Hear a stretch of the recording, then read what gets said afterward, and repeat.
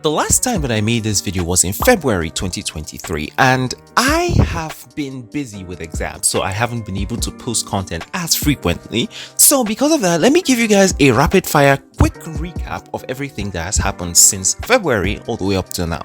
Now, first of all, in March, we got the first beta test. After the first beta test closed, we got a fan art event on the 26th of April. In that event, you basically just submit your fan art, and after a month, they would give the winners some prizes. The first closed beta test ended on the 12th of May. Wuthering Waves made a small little review, which you're seeing on screen right now, talking about the feedback that they got and the things that they are possibly going to change on the 17th of May. The fan art event ended on the 26th of May, and the winners were announced on the 31st of May. Now, in the month of June, it was pretty silent, but the devs decided that they would give us basically boss runs, where two devs would compete to see who can beat the boss faster than the other. And then we also got a new sticker pack on the 25th of July, and that's basically everything that has happened in the world of Wuthering Waves from February all the way up till August. So now let's talk about the month of August. The month of August was Gamescom month, and basically every update is going to revolve around Gamescom. So the first and most important thing that happened in this month was we got a new Sanhua Preview. We got the regular Twitter post, and we also got a trailer for Sanhua that was revealed during Gamescom. Now, there are a lot of things to talk about here, but one of the major things that I've always wanted to talk about, it was literally the first thing I posted when I saw the preview, is why the hell is Sanhua a 4-star character? It doesn't make sense. Like, I keep saying it, Sanhua looks too cool to be a 4-star character. I keep on saying this, and if I were given the option to change one character in Wuthering Waves from a 4-star to a 5-star, I am changing Sanhua to a 5-star character because she deserves better.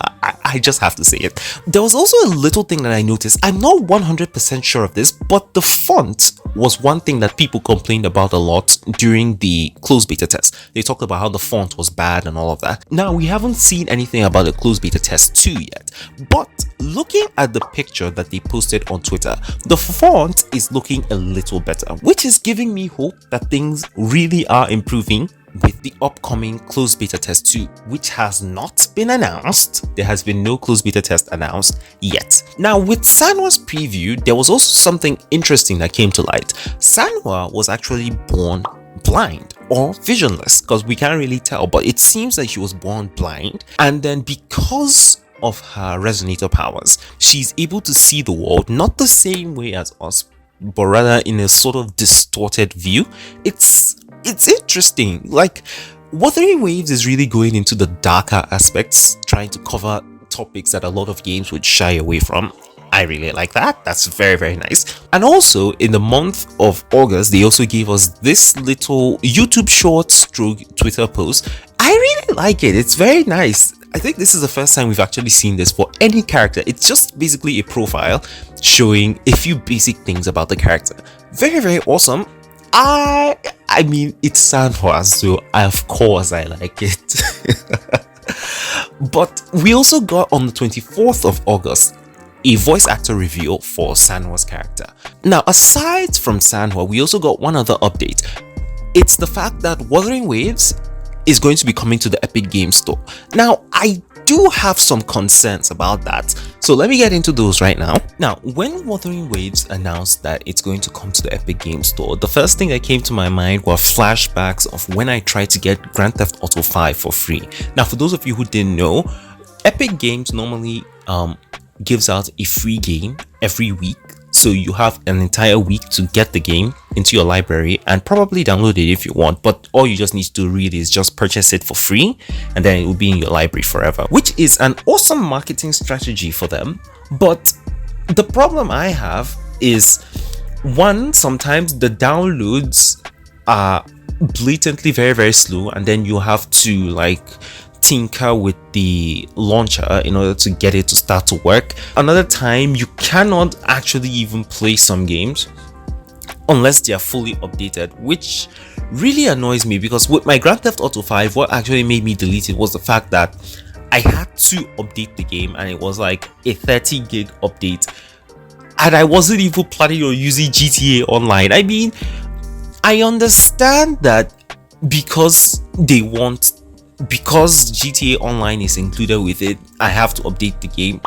I don't know, like, I feel like a lot of people will have problems with it. This was just my personal opinion. I'm not saying that the Epic Game Store is bad or anything. This is just a personal opinion. So we'll just have to wait and see. Now, I'm hoping that it's not an exclusivity deal where you only get it on the Epic Game Store. This has not been confirmed, but I'm really hoping that's not the case. I'm hoping that you can get a standalone installer just like in Genshin. Maybe you can get it on Steam if you want, and you can also get it on the Epic Game Store. That's what I'm hoping.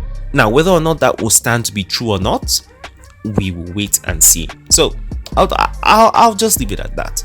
Now, my ranting aside, let's actually talk about the remaining things. Now, Wuthering Waves was at Gamescom 2023, and when they went to Gamescom 2023, I was expecting us to see an announcement for a new beta. We didn't get that. We only got a booth. And in the booth, you can play the previous closed beta test. So you can play like the client of the old beta test, and you can fight enemies and do all of that. And you can win prizes at the booth.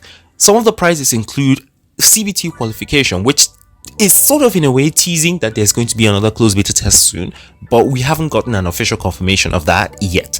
Now, close to the ending of Gamescom on the 28th of August, we got this video that the Wuthering Waves developers actually posted. It was basically a video recapping Gamescom, and we also get to see Rexland partially cosplaying as Yaya.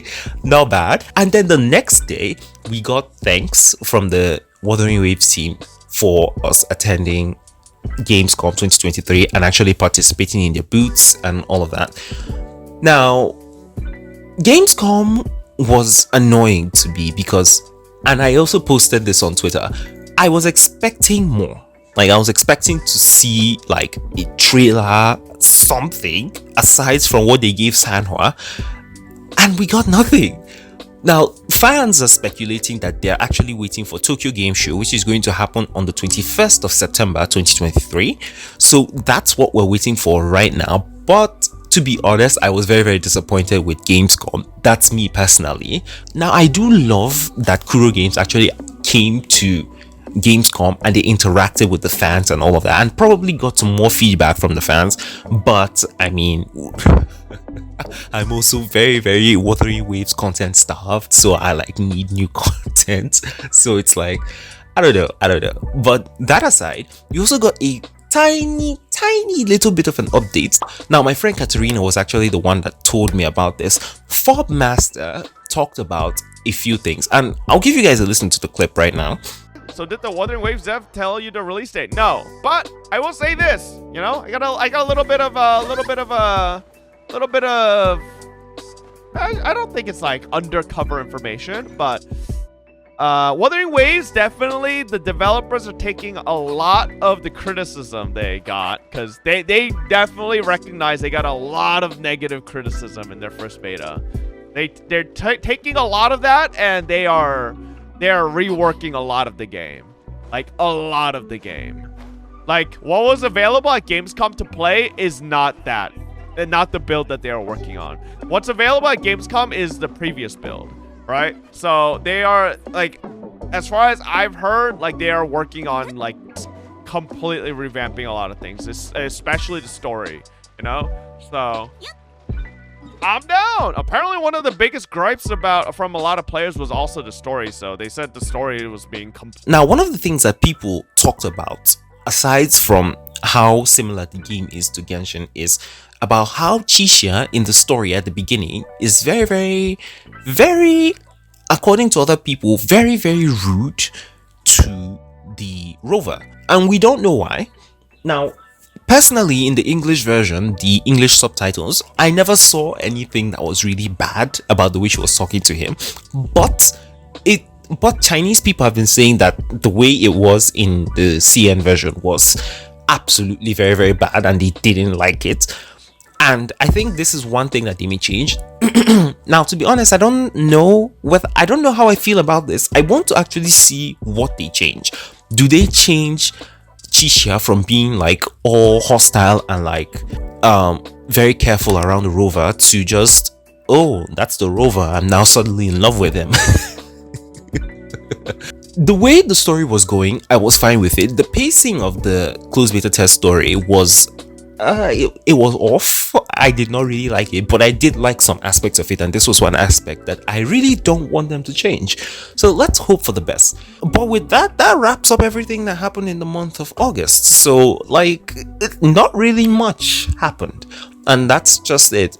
Of course, if we want to talk about Gamescom itself, there were a bunch of new trailers that came out and a lot of games that I'm actually anticipating, like Sonic Superstars, Project Mugen, and a bunch of others. But we're here to talk about Wuthering Waves, and that's basically it for Wuthering Waves. So thank you guys so much for actually watching this video. Now, if you want to see everything that we know about Project Mugen so far, you should look at the previous video, which you're seeing on screen right now. And if you just feel like watching more of my content, you can actually look at a random video that the YouTube algorithm thinks that you'll like. And with that, I will catch you guys in the next video. Peace, guys.